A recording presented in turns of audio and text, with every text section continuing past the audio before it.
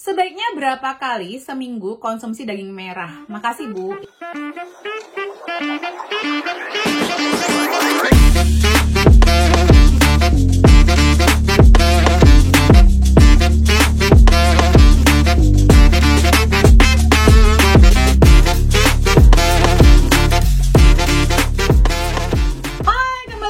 Saya Debbie Jean-Marie, your favorite naturopathic practitioner dalam segmen Tanya Sehat Debbie. Sebelum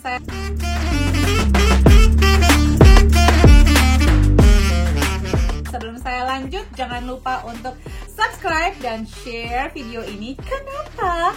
Karena ada hadiah senilai hampir 50 juta rupiah.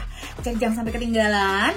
Hanya dengan share aja loh dan subscribe malah mendapat pahala karena memberikan informasi yang sehat buat teman-teman, keluarga, dan rekan kerja. Kita mulai yuk.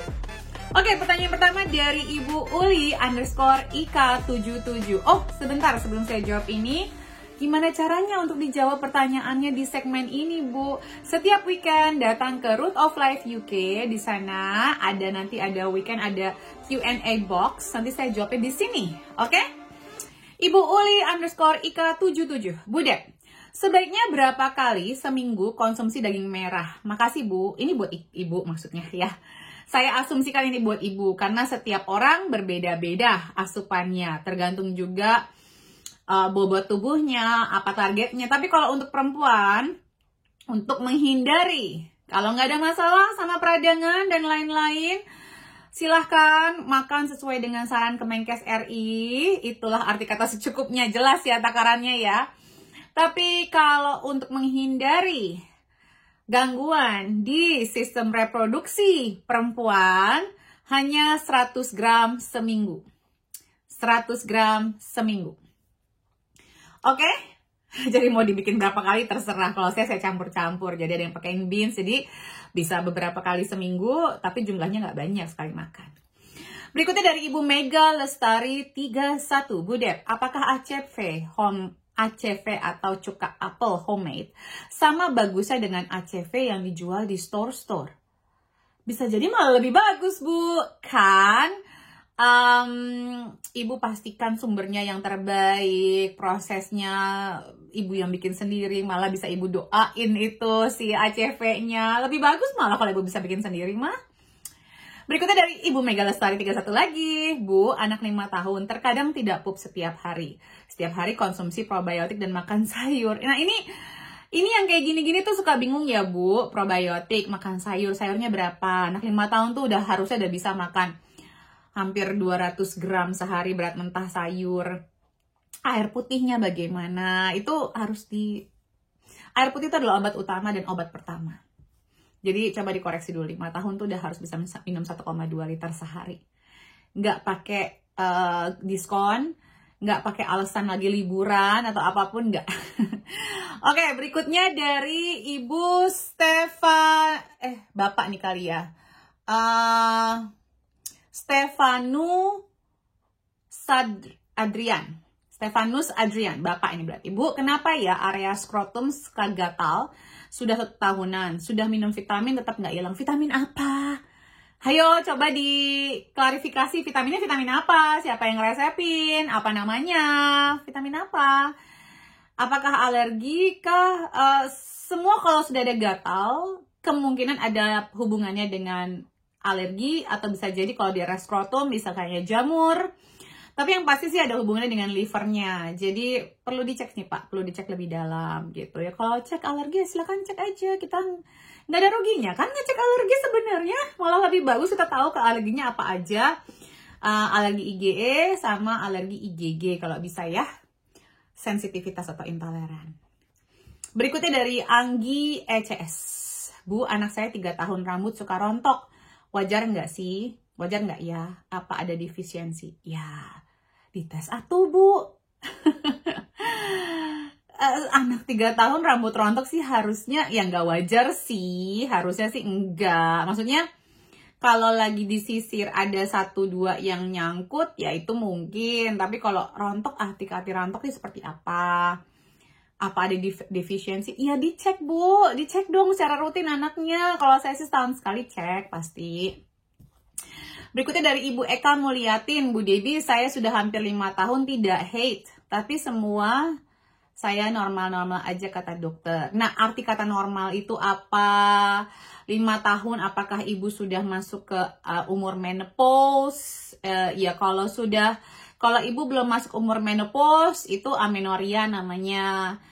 Maksudnya normal-normalnya dalam kategori apa ya? Normal ini tuh dicek nggak mikronutrisinya, dicek nggak hormon-hormonnya gitu. Arti kata normal tuh apa? Maksudnya normal tuh nggak ada benjolan, nggak ada kanker, nggak ada kista, nggak ada tumor gitu, baru dibilang normal.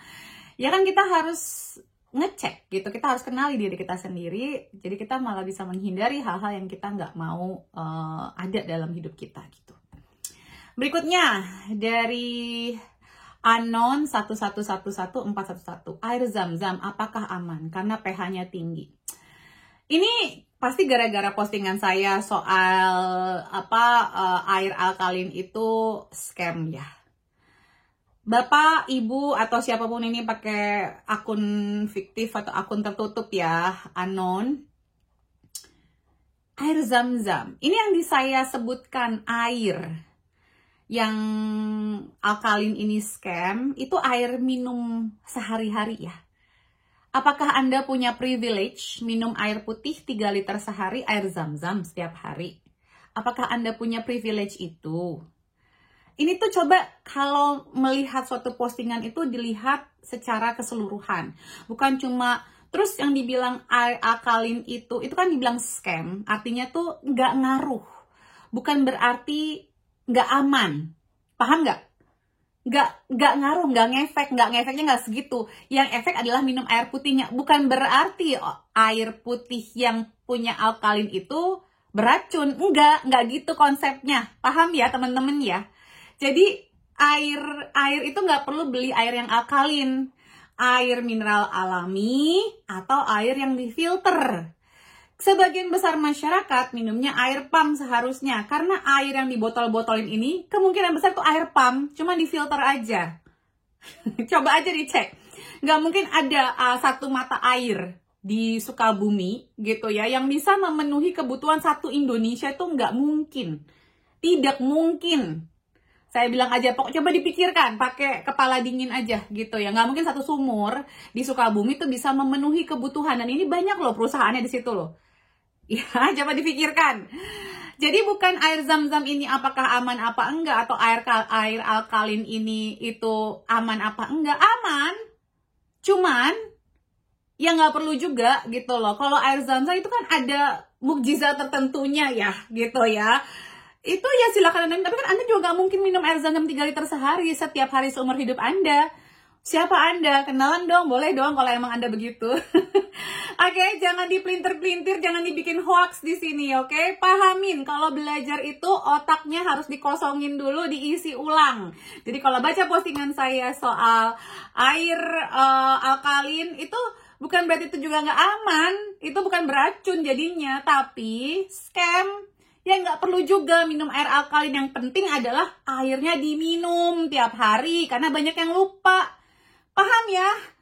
Siapapun Anda, Bapak, Ibu, atau Mas, atau Mbak. Dari Alifah Gasani, Bu Dep, kalau LDL dan HDL sama-sama tinggi, kira-kira pencetusnya apa ya Bu?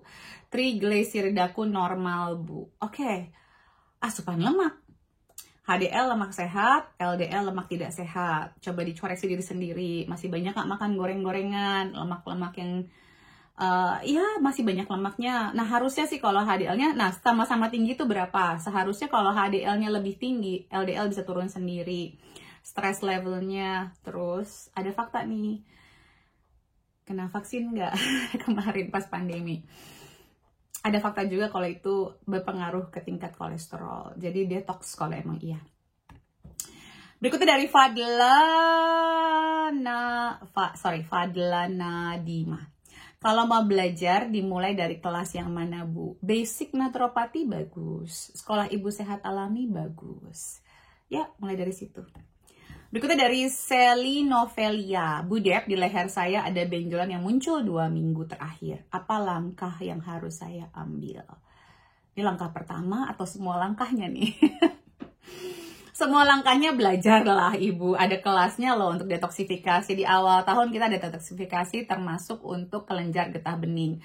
Di leher itu kan kelenjar getah bening, berarti ada kotoran-kotoran yang numpuk yang tidak bisa dieliminasi sama tubuh secara sempurna. Langkah pertama, saya akan anjurkan coba minum air putihnya dioptimalkan dari sumber yang baik. Postingan saya beberapa hari ini banyak soal itu. Coba dicek aja postingan saya di Instagram ya. Memulai dari air putih dan olahraga gerak. Kalau Mbak Noselinya bisa skin brushing boleh dilakukan juga skin brushingnya secara rutin. Air, olahraga, skin brushing, sama tidur yang cukup.